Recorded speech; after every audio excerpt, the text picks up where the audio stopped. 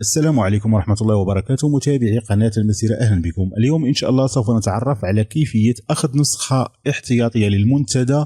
سوف نطبق الشرح على استضافة محلية تقريبا، لكن نفس الأمر ينطبق على استضافة حقيقية، وسنطبق الشرح أيضا على منتدى الزينفورو، لكن لا يختلف الأمر مع منتديات أخرى أو سكريبتات أخرى. إذن كما ترون هنا، هذا هو المنتدى الذي سوف نقوم بأخذ نسخة احتياطية له. هذا المنتدى على استضافة محلية. سوف نستخدم سكريبت اسمه سيباك زامبر، يمكنك تحميله من الرابط أسفل الفيديو. سنقوم باستعمال النسخة المجانية، وأنتم لكم الحرية في استخدام النسخة المجانية أو النسخة المدفوعة إذا أردتم شراءها من هذا الموقع. إذن هذا هو الموقع. تدخل على سي بانيل أو مدير ملفات السي بانيل. إذا كانت لديك استضافة محلية فقط تابع نفس الشرح. إذا كانت لديك استضافة حقيقية فالشرح لا يختلف كثيرا. المهم هي طريقة أخذ نسخة. أول شيء، إذا كانت لديك استضافة حقيقية أو استضافة مدفوعة، يجب عليك أن تقوم بتغيير إصدار ال PHP من النسخة 7 إلى النسخة 5.6، لأن السكريبت لا يعمل إلا على النسخة 5.6. إذا كانت لديك أبسيرف فتابع نفس الشرح. وأيضا من الاستضافة يمكنك تغيير الاستضافة أو إصدار ال PHP. لاحظوا أنا هنا 5 لاختيار إصدار PHP 5.6، الرقم 7 لاختيار ال PHP 7.1، و0 لاختيار إكزيت أو الخروج. إذن أنا سأختار 5 وتنتظر قليلا ريتم يتم تحويل الإصدار من 7 إلى 5.6. إذن لاحظوا تم تغيير الإصدار إلى 5.6. الآن هذا هو مجلد الVB كما نراه هنا، الذي يعمل عليه هذا المنتدى. إذن سيكون عليك أن تقوم بضغط هذه الملفات والاحتفاظ بها، أو تنزيلها لرفعها على موقع آخر، أو تنزيلها إلى الاستضافة المحلية مثلا. إذن هذا هو المجلد الذي قمنا بعمل نسخة منه، VB5، سنسميه XF2. نعود إلى الموقع. يمكنك تنزيل، قلت، هذا السكريبت الصغير الذي لا يتعدى حجمه 1 ميجا، 55.9 تقريبا. تنزيله من هنا مجانا. بعد تنزيله قم برفعه إلى الملفات الخاصة باستضافتك أو مدير ملفات الاستضافة. إذا كانت لديك استضافة محلية فتابع نفس الشرح. نقوم برفعه إلى مجلد وولفي الخاص بأبسيرف. هذا السكريبت أعتقد أنه لا يعمل مع XAMPP، هذا ما أعتقده أنا. جربته على XAMPP ولم يعمل معه. المهم يعمل مع السي بانيل الحقيقية، ويعمل مع برنامج الأبسيرف. إذن كما ترون هنا، هذا هو مجلد السكريبت. الآن نقوم باستدعائه عبر الذهاب إلى 192 أو 127.0.0.1 ثم /sxd أو 192 على حسب يعني الاي بي الخاص بجهازك إذا كنت قد غيرته. أنا لدي دومين يعني وهمي. الدومين الذي سوف أقوم بإدخاله هو دومين وهمي وليس حقيقي. نختار المسيرة.net. بعد ذلك نختار اسم المجلد، مجلد السكريبت.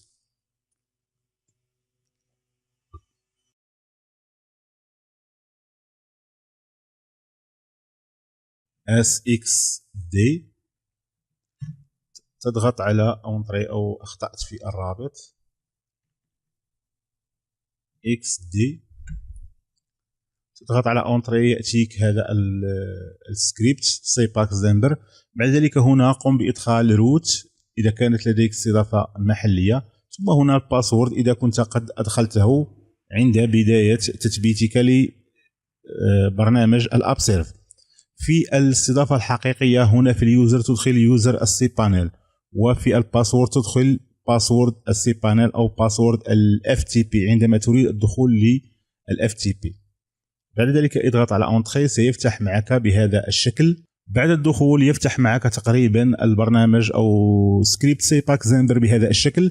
تضغط على إكسبورتي أو تصدير، تختار قاعدة البيانات التي تريد تصديرها أو الاحتفاظ بنسخة احتياطية لها. لاحظوا هذه كلها قواعد بيانات لمواقع شغالة عندي على السيرفر المحلي. إذا سنختار قاعدة بيانات المنتدى VB فقط لا تغير أي شيء، اضغط على إكزيكيتي ثم انتظر.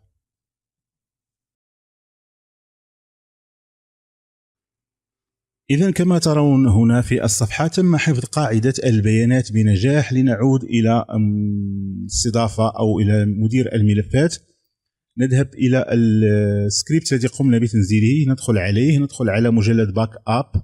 سوف نلاحظ بأنه تم إنشاء قاعدة بيانات بتاريخ اللحظة كما ترون هنا بامتداد SQL أو SQL، وهنا يعطيك التاريخ. إذن الآن لم يبقى سوى أن نقوم بإنشاء قاعدة بيانات جديدة خاصة بالقاعدة التي قمنا بتصديرها قبل لحظات.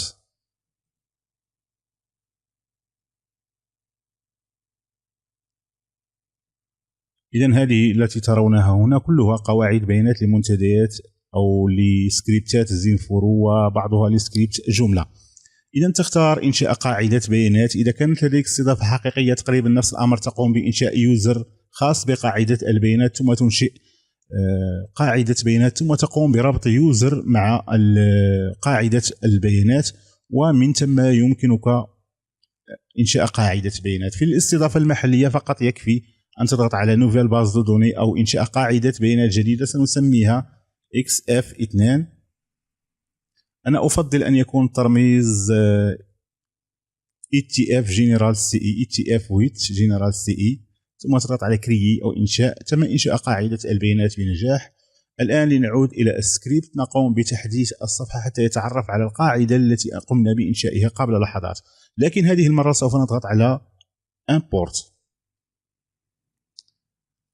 إذا نضغط على هنا على القواعد حتى يتم إظهار كل القواعد. لاحظوا القاعدة التي قمنا بإنشائها قبل لحظات أمامها الرقم 0، هذا يعني أنها فارغة وليست بها أي جداول. والقاعدة التي نريد تصديرها هذه هي القاعدة التي قمنا بإنشائها قبل لحظات، أو نقوم باستيرادها عفوا، هي التي قمنا بإنشائها قبل لحظات 25 شهر 11 2018 على الساعة 1:22. إذن كل ما عليك فقط هو أن تضغط على إكزيكيتي ثم تنتظر.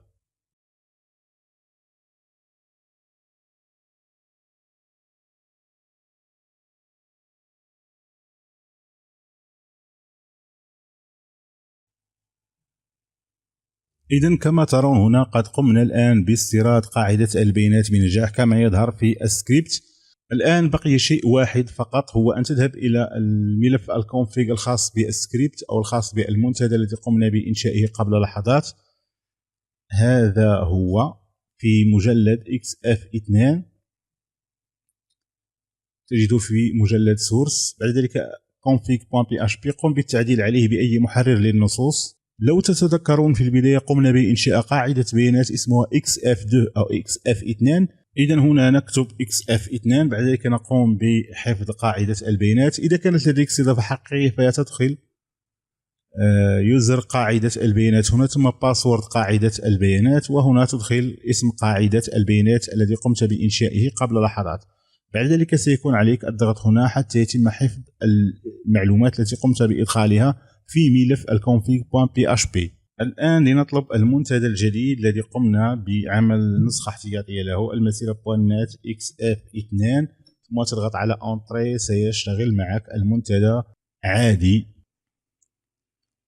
إذن كما ترون هنا هذا هو المنتدى شغال بكامل مواضيعه وبكامل الأعضاء. بطبيعة الحال لا مشاكل إن شاء الله سوف تصادفك. إذن ملاحظة فقط، هو مجلد سكريبت SXD أو مجلد سيباكس دمبر الذي قمنا بعمل حفظ واسترجاع بواسطته قاعدة البيانات، وأنه يحتوي على قاعدة بيانات منتداك. لذلك من السهل أي شخص ممكن أن يستهدف قاعدة البيانات هذه ويقوم بتنزيلها.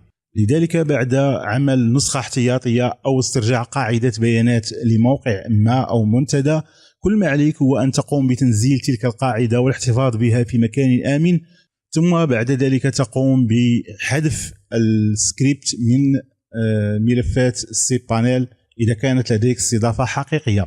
إذا كانت هذه هي طريقة أخذ نسخة احتياطية لمنتدى طبقنا الشرح على سكريبت الزينفورو وعلى برنامج الأبسيرف، لكن نفس الأمر ينطبق على استضافة حقيقية. بالنسبة للمنتدى ليس الأمر حكرا على المنتدى أو منتدى الزينفورو، فنفس الأمر ينطبق على منتدى فيبيلتا وسكريبت جملة أو سكريبت الوردبريس أو أي سكريبت آخر مع بعض التعديلات البسيطة، حيث أن سكريبت الزينفورو بطبيعة الحال أو سكريبت الوردبريس بطبيعة الحال بعد تنزيله يجب عليك تغيير الروابط، وهذا شيء مهم جدا لأن الأمر يختلف بالنسبة لسكريبت الوردبريس.